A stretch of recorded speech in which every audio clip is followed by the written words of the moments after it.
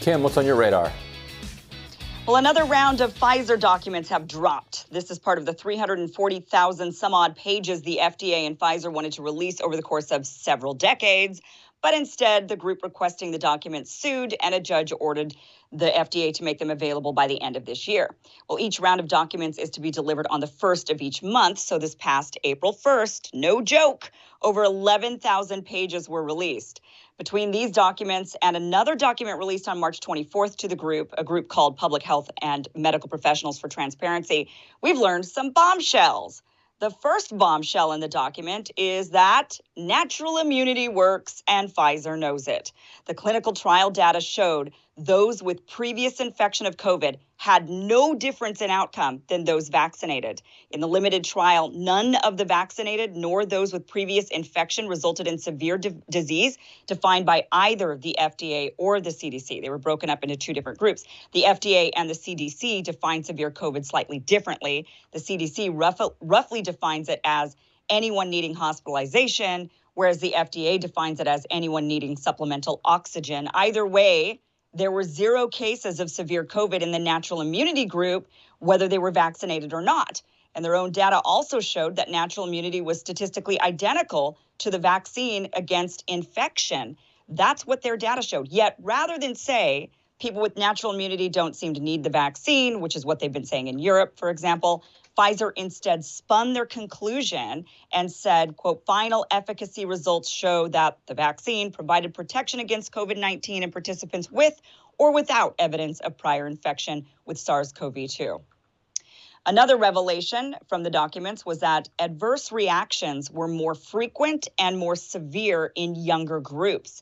The document reads, quote, reactogenicity and adverse events were generally milder and less frequent in participants in the older group compared with younger group, and overall tended to increase with increasing vaccine dose. Older is defined as 55 and older, and the study itself was for 16 and above. So the side effects were more frequent and more severe in people under 55, even though we know the younger you are, the less likely you're to experience severe COVID. According to The Lancet, 16-year-olds have a 99.993% chance of surviving COVID. A 30-year-old is at 99.943%. At 50, their survivability is 99.572%. Only once you hit 60 does it drop below 99%. A document procured during the dump was a consent form for a children's clinical trial of the Pfizer vaccine. The form is from December 15th, 2021, so only 15 weeks ago. And it interestingly states some facts that have been labeled by the mainstream media as being misinformation.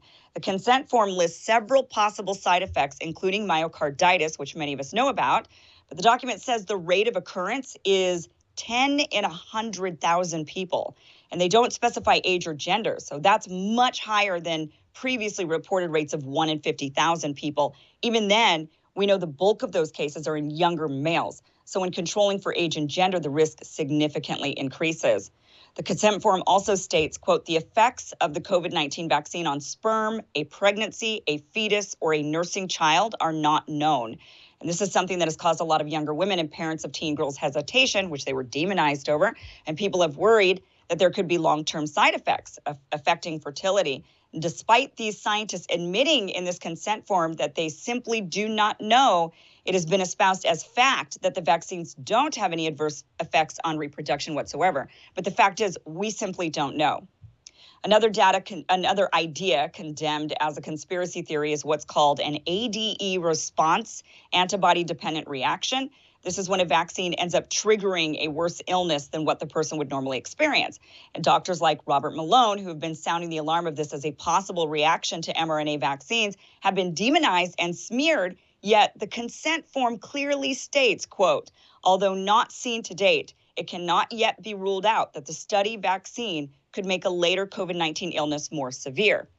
So if it were really not even something to be concerned about, the form wouldn't even bring it up. Yet here it is saying they can't rule it out yet.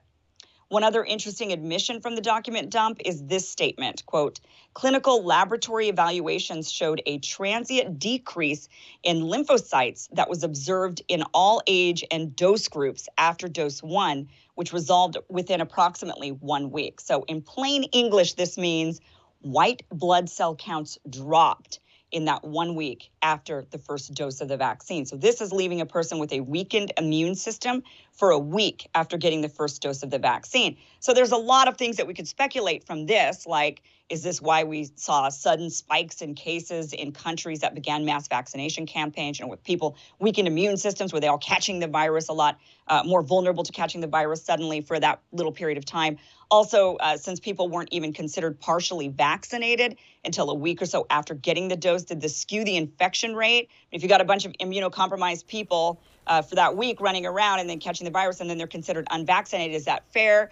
These are questions that kind of leads us towards. But in the least, it seems like this would be good information for people to know about. Wouldn't you want to know that your immune system is perhaps compromised for a week? You'd maybe be more careful. We're at least learning about it now, even though we didn't know about it before, but now we're learning about it because of the data the FDA and Pfizer didn't want released. We're finally seeing it. So interesting stuff coming out in these document dumps. And I think obviously at this point, a lot of this is just hindsight, right? Although there are still a lot of implications, there's a lot of places still doing mandates. A lot of the colleges are still doing mandates. And now we see from these documents that from the trial, Pfizer even said there's more adverse reactions and they're more severe. The younger you are and the more you dose. And we just don't have long-term data yet. And they admit that in these documents, yet I think I don't know if it was, I feel like when I go back and look at all the statements that Pfizer made, I don't feel like